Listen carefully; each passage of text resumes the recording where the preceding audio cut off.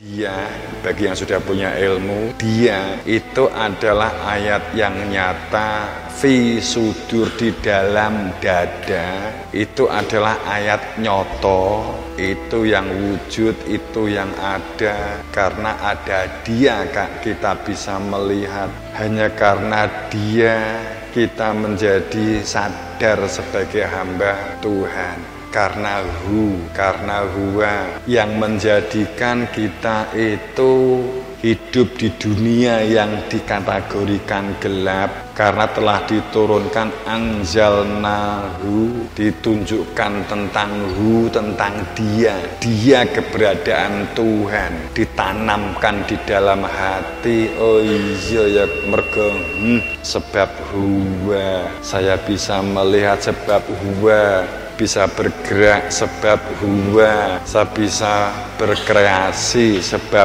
huwa aku iso obah, iso ose, iso kedep, sebab huwa, sebab dia.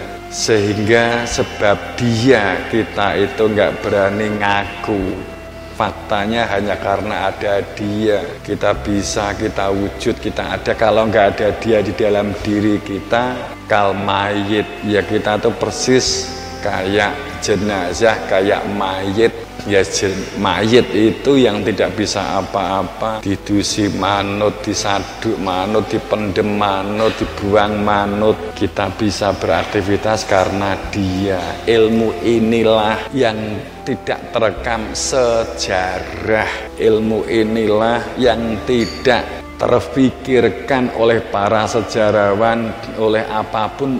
Bahkan yang telah tahu pun saat mengetahui tentang kebenaran ini pun pada saat di awalnya ditutup habis-habisan. Jangan dibuka, jangan orang tahu kejadian-kejadian pembunuhan putra wayai Kanjeng Nabi, kejadian pembunuhan sahabat-sahabatnya Nabi Isa, pembunuhan keluarganya Nabi Musa setelahnya, dikejarnya Nabi Ibrahim, kemudian pelanjutnya sampai tidak terdeteksi karena dikejar habis-habisan, terus sampai kembali kepada Nabi Muhammad. Setelah Nabi Muhammad wafat terjadi pertikaian yang rekam jejaknya di dalam story sejarahnya itu dianggap sebagai sistem demokrasi politisasi Islam, sebagai Islam yang bermakna politis, makna kekuasaan. Ini sungguh karena tidak diketahuinya, atau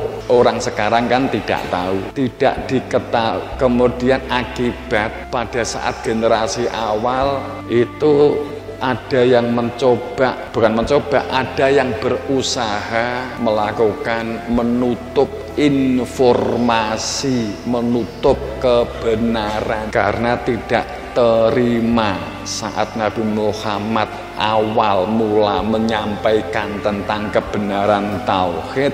Titik tertentu menerima karena memang ajaran ini ada kehidupan yang lahir, intinya bersyariat, semua tatanan syariat, ngopo poso dilakukan, sholat dilakukan, zakat dilakukan, diperintahkan, karena untuk membentuk karakter-karakter kita, karakter-karakter manusia hidup di dunia ini supaya punya perilaku sosial yang baik, memiliki kesadaran sholat, memiliki kesadaran yang hatinya sambung, sadar bersama dengan Tuhan. Karena ada kehadiran Tuhan, makanya sholat itu lidzikri, intinya adalah zikir. Saat kita sadar sebagai hamba, maka kita tidak menjadi manusia serakah. Seharusnya begitu. Kita tidak menjadi manusia yang sok kuasa, kita tidak menjadi manusia yang melecehkan dan membuli orang lain. Karena sadar, kita sadar sebagai hamba, ada Tuhan di dalam dada, ada keberadaan Tuhan, ada dia di dalam dada, sehingga bahwa kesadaran ini hadza ummatukum ummatan wahidah, ummatukum ummatan wahidah, umat dari diri yang satu kembali kepada yang maha satu.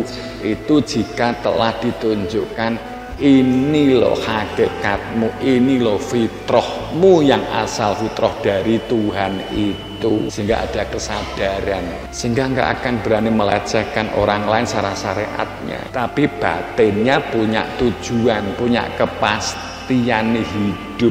Sekali lagi, ilmu ini disebut alimul ghaibi wa syahadati, atau disebut ilmu dzikir, atau disebut ilmu nyapati. Ini benar-benar ditutup hebat oleh nafsiyah, oleh syaitoniyah, oleh jiniyah, oleh iblisiyah, yang direfleksikan dalam bentuk orang-orang di saat di zaman itu. Ini yang tidak terungkap. Kenapa kok umat Islam ini kok benturan terus menerus? Sekarang ini hanya menganalisa sejarahnya, karena politik, karena kekuasaan, karena perebutan kursi, karena perebutan khalifah. Padahal itu intinya awalnya tidak menerima. Saat Nabi Muhammad wafat, sopo yang melanjutkan? Padahal ini berkaitan dengan ilmu, berkaitan dengan untuk memfungsikan hati nurani, berkaitan dengan supaya manusia punya tujuan hidup, supaya manusia tahu tujuan hidupnya, supaya manusia tahu hakikatnya. Selalu begini terulang sejarah.